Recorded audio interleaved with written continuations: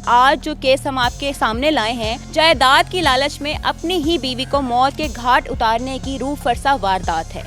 Murder करने की वजह तो कोई नहीं थी। जो बेसिकली वो कैंसर की पेशेंट भी थी। तलाक दे दी उससे मैंने। उसने कहा जी मुझे एक गाड़ी लेके दो, मुझे इतने पैसे दो, और 10-12 लाख रुपया मैंने दे दिया उसको। वो तो कैंसर की पेशेंट थी। अगर मैंने उसको मानना होता मैं उसकी दवाई बंद कर देता तो वो मर जाती। 15 से 20 हज़ार की डेली दवाई 4 साल से उसकी चल रही थी। 6 साल मेरे मुलाजम रहा जिस मेरे साथ था, जो उसका भी रब्ता इस मरियम बीबी के साथ। तो मुझे ये नहीं पता था कि उसके जहन में गरज है इतनी ज़्यादा नज़ीर की। तो उसने थोड़ी हल्की सी मारी तो उसकी डेथ हो गई। 1 साल पुराना केस था। ये हमारा मुद्दई था, फिर मुद्दई से मुलजम बना। जहाँ पे इसने नहर में अपनी बीवी को फेंका था मार के, 8.5 घंटे बाद वो पानी में तैरना शुरू हो गई खातून। चेन बनती है ना एक, जो सबूत और गवाहान की, वो हमने अल्हम्दुलिल्लाह मुकम्मल कर ली है। प्रॉपर्टी का जो लेन देन था उस मामले में इनकी आपस में झगड़ा वगैरह होता था। उसकी एक नौकरानी के साथ भी शादी की थी, तो उस वजह से भी इनके इख्तलाफात काफ़ी ज़्यादा थे। ये MBBS फाइनल ईयर से तक पढ़ा हुआ है, लेकिन डिग्री नहीं है इसके पास, लेकिन प्रैक्टिस वगैरह ये जॉब नहीं करता।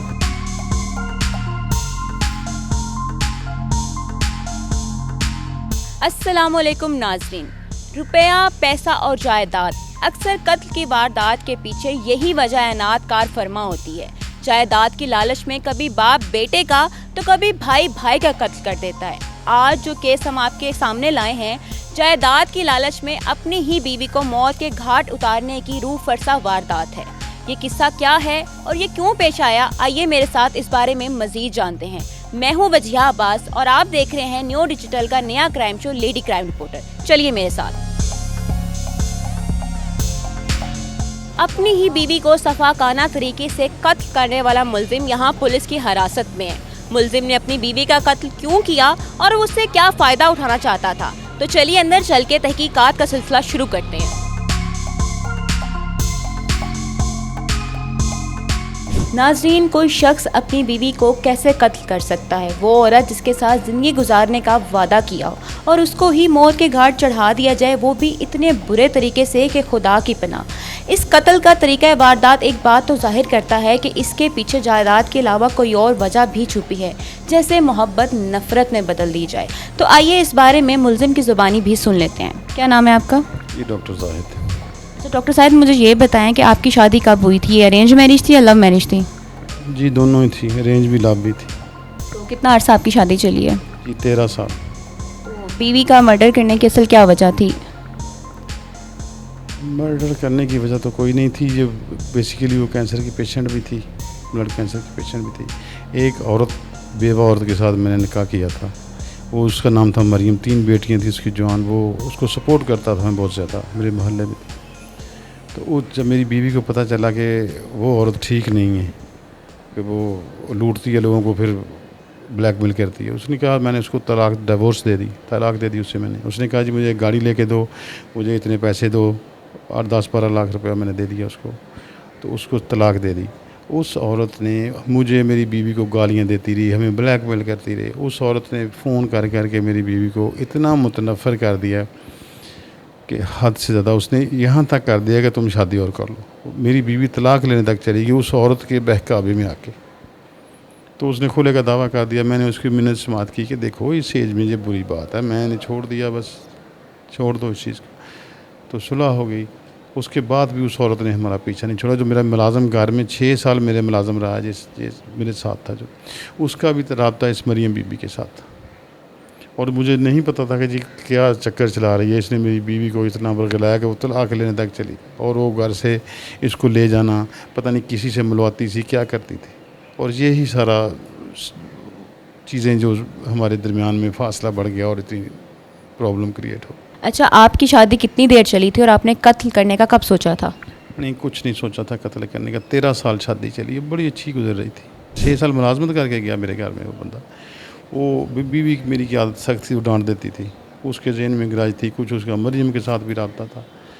तो ये सारी चीज़ें सामने आई हैं। उसने तलाक लेनी इस उम्र में, तलाक 56 एज बंदा, और तलाक लेके शादी का सोचे, ये बंदा कैसे बर्दाश्त कर सकता है। अच्छा, जो मकतूला हैं वो अपने घर वालों के साथ राब्ते में थी या राब्ता उनका ख़त्म था? उनका कोई घर वाला नहीं, उसके वालदैन थे और वो थी मेरे पास से। उनको मैंने हज उम्र करवाए, वालदैन को कंधों पे उठा के, वाला साहब को। तो उनकी डेथ हो गई थी दोनों की। हम दोनों ही थे, अकेले ही रहते थे। और कोई उनका घर वाला, कोई रिश्ते, कोई उनका बहन भाई कोई भी नहीं है। मुझे ये बताएं कि आपने मारा किस तरह से है, क्या चीज़ इस्तेमाल की थी उनका कत्ल करने के लिए? नहीं, कत्ल हम इधर से मुलाजमा लेने के लिए गए हैं, बाबर नगर की तरफ गए हैं। वहाँ से वो नज़ीर से कहा हुआ था मुलाजमा का, वो गए, कैंसर की पेशेंट थी, उसकी तबीयत बहुत ज़्यादा ख़राब हो जाती थी, बेहोश हो गई। तो मुझे ये नहीं पता था कि उसके जहन में गरज है इतनी ज़्यादा नज़ीर के। तो उसने थोड़ी हल्की सी मारी तो उसकी डेथ होगी। बाद में मेरी मिन्नतें करता रहा कि ये केस ना करना, मैं भी डर गया कि ये मसला ख़राब हो जाएगा। पुलिस ने आपको कैसे गिरफ्तार किया था? मैंने अगवा का पर्चा दर्ज करवाया कि वो चलता रहा 1 साल तक। तो फिर तफ्तीश पुलिस वालों ने खुद ही चेंज करवा के अपने पास ले आए। तो उन्होंने मुझे बुलवाया 2-3 दफ़ा, 4 दफ़ा बुलाया, मैं नहीं आया। वो मेरे ना आने पर इनको शक गुजरा, इन्होंने मुझे गिरफ़्तार कर लिया। उन्होंने पूछा, हमने दोनों ने बता दिया कि जैसे भी जो भी वाक़या हुआ सारा डिटेल बता दी। अच्छा, ये जो दूसरा साथी आपने ऐड किया है, इस सारे भी जो आपने कत्ल किया है जो भी है, तो क्यों उसको आपने ऐड किया था, क्या वजह थी? नहीं, वो मेरे घर में मुलाजम रहा, तो उसने मुलाजमा का वादा किया था कि मैं मुलाजमा दूंगा। पहले कहता था बेटी दे दूंगा घर में मुलाजमा के लिए, उसने वो मुकर गया। हम 4-5 दफ़ा गए हैं उसके पास उधर। आखिरी बार उसने फिर जवाब दे दिया और तलखी हो गई थी थोड़ी सी उसके साथ। तो जिस वजह से सारा उसके दिल में कितना गरज था मुझे नहीं इस चीज़ का पता था। जो मकतूल हैं उनके साथ आपके बच्चे थे? नहीं, उनमें से बच्चे नहीं हैं। ओवरी में भी कैंसर था, उनकी हिस्टेक्टमी कराई, 4-5 सर्जरियाँ कराई। वो तो कैंसर की पेशेंट थी, अगर मैंने उसको मानना होता मैं उसकी दवाई बंद कर देता तो वो मर जाती। 15 से 20 हज़ार की डेली दवाई 4 साल से उसकी चल रही थी। नाज़रीन, आपने मुल्ज़िम का मौक़िफ़ जान लिया है कि वो इस बारे में क्या कहता है, उसकी ज़ुबानी आप लोग ने सुन लिया है। तो चलिए अब अगले मरले में चलते हैं, इस केस की मज़ीद तहकीकात करते हैं। नाज़रीन, मेरे साथ इस वक्त मौजूद हैं DSP CIA मियां अंजुम तकीर साहब, जो कि इस वक्त इंचार्ज हैं अगवा बराए तावान सेल के। तो आइए उनसे इस केस के बारे में कुछ तफसीलात जानते हैं। अस्सलाम वालेकुम सर। जी वालेकुम सलाम। सर, कैसे हैं आप? अल्हम्दुलिल्लाह। सर, ये जो केस है, डॉक्टर ने अपनी बीवी का मर्डर कर दिया है, इसके अंदर जितने भी आपके पास एविडेंस हैं, जितनी भी आपने तफ्तीश की है, वो काफ़ी है मुल्ज़िम को सज़ा दिलवाने के लिए? 1 साल पुराना केस था। इसको वो जब ये ट्रेस हुआ और कंफर्म हुआ ये हमारा मुद्दई था, फिर मुद्दई से मुल्ज़म बना। थोड़ा मुश्किल केस होता है जो मुद्दई को आप मुल्ज़म बना के और फिर उसको आप चलान करते हैं और उसको आप सज़ा दिलवाते हैं। लेकिन हमने इसमें बहुत सारे अल्हम्दुलिल्लाह बहुत सारे हमारे पास ऐसे सबूत मौजूद हैं। हमने प्रॉपर गवाह तैयार किए हुए हैं। हर मौके से, हर मामले में, इनके लड़ाई झगड़े में जो गवाह थे वो हमारे पास मौजूद हैं। कोर्ट में इनके जो केसेस चल रहे थे उसका सारा रिकॉर्ड हमने इकट्ठा कर लिया। जो खातून इसने मारी है अपनी बीवी, उसके फिंगरप्रिंट वो मैचिंग करवा रहे हैं। उसकी एक हमारे पास ऑडियो एक रिकॉर्डिंग है, वो हम उसकी अथेंटिसिटी के लिए हमने भिजवा दी है। इसी तरह फोरेंसिक जो एविडेंसेस हैं काफ़ी सारी, DNA हम कंपैरिजन करवाएंगे। तो वो अल्हम्दुलिल्लाह जिस जगह से ये निकली है इसकी डेड बॉडी, वहाँ पे FIR दर्ज है, वहाँ से मौके की निशानदेही, फिर वहाँ के मुतल्लिका पुलिस अफसरान के बयानात, फिर जिस शख्स ने जहाँ पे इसने नहर में एक खातून को अपनी बीवी को फेंका था मार के, उससे 8 घंटे बाद या 8.5 घंटे बाद वो पानी में तैरना शुरू हो गई खातून। तो वहाँ से एक शख्स गुज़र रहा था, उसने उसको देखा और देख के 15 पे कॉल की। मुतल्लिका पुलिस और रेस्क्यू के जो इदारे हैं वहाँ पे आए, तो उसका भी हमने बयान लिया। मतलब एक वो जो चेन बनती है ना एक जो सबूत और गवाहान की, वो हमने अल्हम्दुलिल्लाह मुकम्मल कर ली है और हमारा ये ख्याल है कि इसको मैक्सिमम सज़ा होगी इसमें। सर, जैसे कि आपने मुझे बताया कि ये पहले जो हस्बैंड है ये पहले मुद्दई था और बाद में 1 साल बाद ये मुल्ज़िम आप लोगों को पता चला, तो किस तरह से शक हुआ? ये मुद्दई से मुल्ज़िम तक का सफ़र कैसे आप लोगों को पता चला?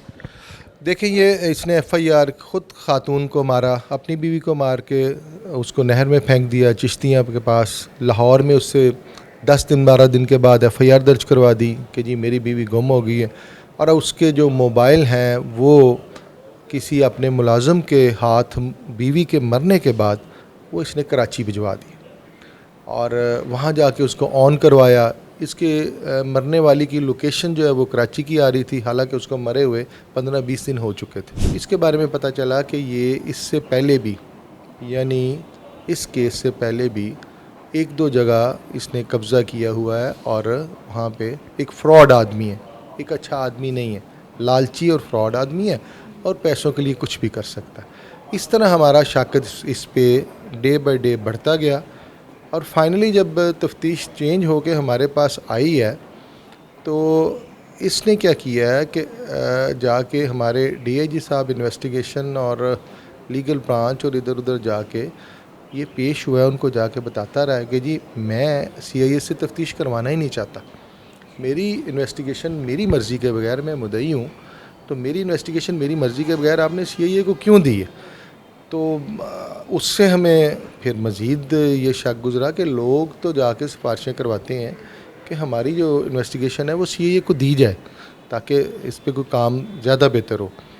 तो फिर उसके बाद इसको जब बुलवाया ये नहीं आया, फिर इसने पुलिस वालों के ख़िलाफ़, जिनको अभी इसने हमें देखा भी नहीं था, ना मुझे और ना ही इसके जो इंस्पेक्टर हैं आतिफ, जो इसके केस के जो आईओ हैं, ना उनको देखा था, इसने उनके ख़िलाफ़ दरख्वास्तें देनी शुरू कर दी कि जी ये मेरे दुश्मन हैं और मेरे मुखालिफ हैं ये वो।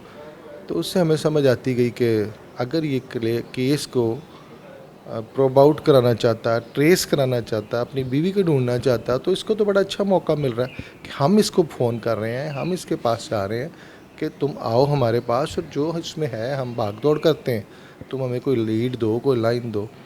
तो इसका ना आना, गायब हो जाना, फिर अपना फ़ोन बंद करके छुप जाना, वो चीज़ें हमें यकीन दिलाती गई कि ये कोई गड़बड़ है। जब फिर हमने इसको पकड़ा, इन्वेस्टिगेशन की तो सारी चीज़ें सामने आ गई।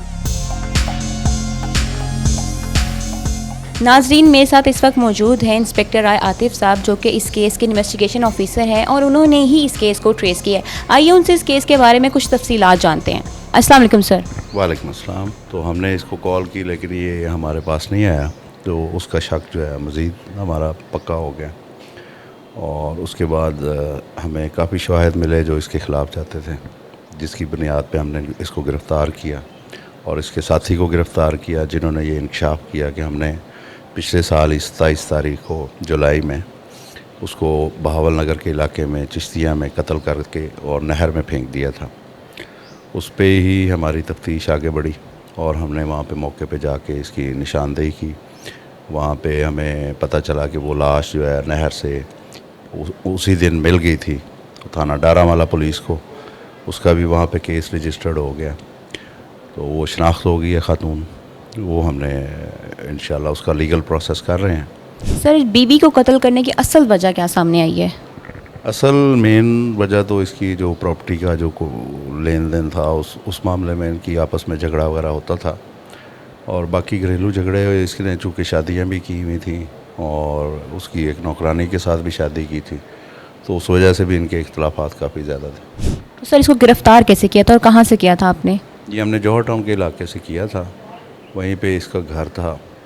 ये काफ़ी अरसे से मोबाइल अपना बंद करके रह रहा था और लाहौर से बाहर चला जाता था, तो हमने अपनी पर्सनल इंटेलिजेंस जो है उसको इस्तेमाल किया, इसके घरों की रैकियाँ की, इसका जो फार्म हाउस है उसकी रैकी की, तो वहाँ पे एक दिन ये आया तो हमने गिरफ्तार किया। ये जो मुलजिम है ये MBBS डॉक्टर है या इसने PhD की हुई है और इसका क्लिनिक वगैरह कहाँ पर था? नहीं, ये प्रैक्टिस नहीं करता, ये MBBS फाइनल ईयर से तक पढ़ा हुआ है लेकिन डिग्री नहीं है इसके पास, लेकिन प्रैक्टिस वगैरह ये जॉब नहीं करता।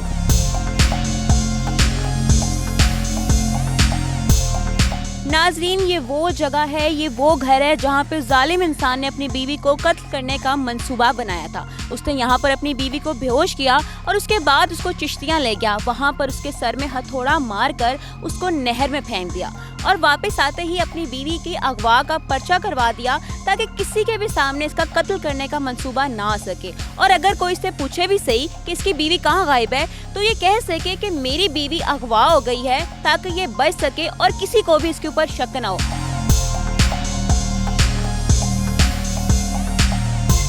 नाज़रीन, अब तक हमने आपके सामने इस बेईमाना कत्ल के तमाम हकाइक रख दिए हैं ताकि आप अपना फैसला कर सकें। मुलजिम ने पुलिस के हिरासत में अपने ज़ौजा के कत्ल का एतराफ़ तो कर लिया है, लेकिन अदालत में पुलिस के हिरासत में एतराफ़ जुर्म काफ़ी नहीं होता। यही वजह है कि बहुत से मुलजिम इकबाल जुर्म से इनकारी हो जाते हैं। सिर्फ शवाहिद और सबूत ही मुलजिम को सज़ा दिलवा सकते हैं। देखिए अब पुलिस इस केस में किस हद तक कामयाब होती है। मुझे वजीहा अब्बास को यानी लेडी क्राइम रिपोर्टर को अगले एपिसोड तक इजाज़त दीजिए। अल्लाह हाफ़िज़।